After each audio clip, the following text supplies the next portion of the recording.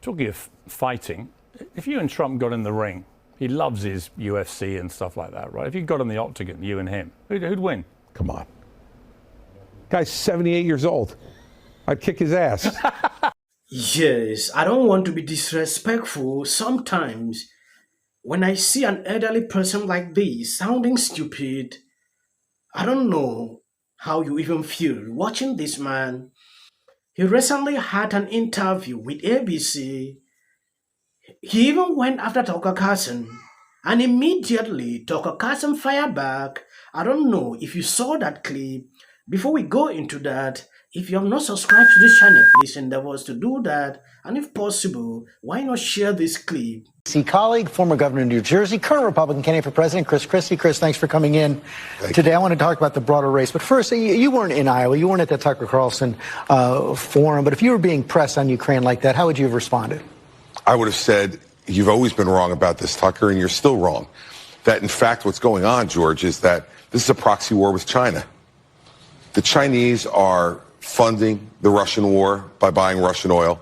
They're coordinating with the Iranians to provide lethal weapons to the Russian army. And we could decide when to have this conflict. Right now, the Ukrainians are willing to fight this fight for themselves if they have our support to be able to win it. If the Chinese watch us back away from Ukraine, as Tucker Carlson and others would advocate, believe me, the next move will be Taiwan. He was getting standing ovations. You don't think that's a big sell in the Republican Party? I don't. And I'll tell you, as I travel around, George, look, I'm not saying there's not some division in the party. There is. That's obvious. But I still absolutely believe, both from what I've seen in polling and what I'm experiencing anecdotally, that a majority of Republicans want us to be supporting Ukraine because those folks are fighting for their own freedom, their own liberty, and they're degrading the Russian army and sending a message to the Chinese. Those are all good things for America. You announced this week that you're going to make the debate stage. You've qualified to make the debate stage. You think Donald Trump's going to be there? None of that has shaken his support right now, at least it appears, inside the base of the Republican Party. What can you say that people haven't already heard that can change their minds? Look, George, I think it's just about patience and persistence on this. He's got a record that is not great as president. And by the way, we didn't even talk about the three-time loser record, where he lost in 2018 the House, lost the Senate and the White House in 2020, and led us to a horrible midterm performance in 2022 with a president who was at 35% job approval. So it's going to take time, though, George. This guy has been at the front of every Republican primary voter's mind for 8 years. I've been in the race for 5 weeks. Give me some time.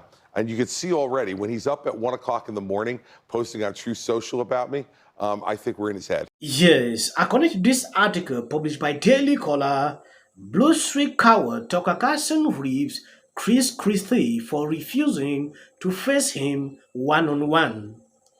Daily Caller co-founder Tucker Carlson called out Republican presidential candidate Chris for refusing to face him one-on-one. Christie accused Carlson of always being wrong about the war in Ukraine. During a Sunday interview like you've seen here on ABC, the Daily Caller co-founder said he reached out to Christie to give the candidate the chance to explain the views, but Christie declined the offer. Sound like this could be a longer conversation, Carlson wrote in a Sunday tweet. We just asked Governor Christie to sit down and explain his views on Ukraine. He refused. You hate to think that Christie is a Blue Street coward who plays the tough guy with sycophants at ABC, but won't answer real questions. But who knows? We hope he reconsidered. That is what Tucker Carlson sent out.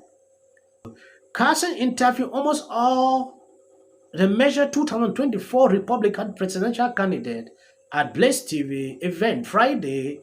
Like you have seen, I think I put out a video pertaining to this. If you didn't, please check on the description to see, where he confronted former Vice President Mike Pence on supporting Ukraine despite a handful of Christian clergy being arrested by Ukraine president. You saw that. Now, there is one thing that I noticed with Chris. He has been sounding like an idiot. You know, he thought using this method to confront the former president in some of his shows, because where I've seen him speak up, CNN, ABC, that is where he loves best because of these softball questions and attacking the former president Carlson. It is crazy. He said he can't stand beat the former president hands down. That is what Christie opened his mouth to say. When I look at that, I had to laugh because sometimes it is actually insane to see someone with brains, to be talking this way. I don't want to go into if this question was actually just for fun, what exactly, but it was crazy to even mention this. Yes, on another video, I don't know if you saw it, Vivek explained how the White House uses private actors like BlackRock to implement what they can't get passed through Congress, label it ESG, and claim it's good for the environment. Well, look, this is crony capitalism in modern clothing, where what's happening is that government is using private actors, I believe including actors like BlackRock, to do through the back door what government cannot get done through the front door under the Constitution. And then they label it the ESG movement. They label it stakeholder capitalism. Can't pass the Green New Deal through Congress? No problem. Let's get the climate pledge signed by companies instead. Dan, this is the game of the 21st century, where government has deputized not just the administrative state, that was the 1980s problem, but now the private sector itself to do the work of big government from 40 years ago. That's what we see on the stage.